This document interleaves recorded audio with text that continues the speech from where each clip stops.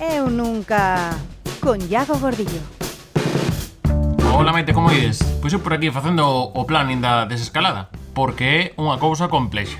Recórdame cando vas a un festival destes de música e ponche artistas en varios escenarios e te escribir a cal queres ir a ver. Pois coisto da desescalada o mesmo, que hai que planificar que cousas podes facer e que queres ir a facer. Na primeira fase, a fase 0, que tamén lle poderon chamar fase 1, que son ganas de liar, pois está a nivel persoal o de sair xa a facer exercicio ou de pasear cos membros da vivenda. Que no meu caso, coido que miña gata non vai querer ir de paseo. Dame a min que non. Estás moi ben ti, Mi maque de pelos soltas. E logo está o de pedir cita nos comercios. Que claro, non sei se os comercios teñen moi adaptado o sistema de pedir cita e ainda así, imaginen que está todo sopetado e a cita dancha xa para a fase 1 ou 2. A segunda fase, a fase 1, que non sei por que chaman fase 2, é cousa de liar. Será o 11 de maio se se cumpren os marcadores.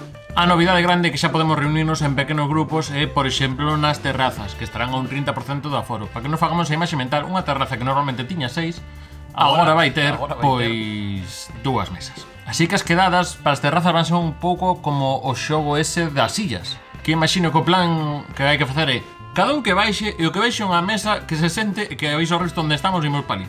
Porque senón vai estar a cousa moi difícil. Eu é por dar ideas. Logo, na fase 2, que sería a terceira, non sei por que chaman fase 3, é cousa de liar, que sería o 25 de maio, se nos portamos ben, pois xa podríamos ir ao teatro, ao cine, eso sí, a un 30% de aforo. Que igual, no cine durante a semana é unha cousa que non se notase moito. O galla que sí, pero trae consigo un problema. Amigos, volven as bodas con invitados limitados, pero igual deste ano non libramos de ir a unha boda como pensamos que podría pasar. E por último, a fase 3, que non sei por que non lle chaman fase 4, son ganas de ligar, xa volve todo. Volven as discotecas, volven os pubs, volven os touros, que non sei se face falta, e a fase na que as persoas solteiras levan máis tempo invertido, que é a fase de desescalar no Tinder. Así que esta xente sí que vai pasar de fase e vai ser un desfase. E que pasa despois?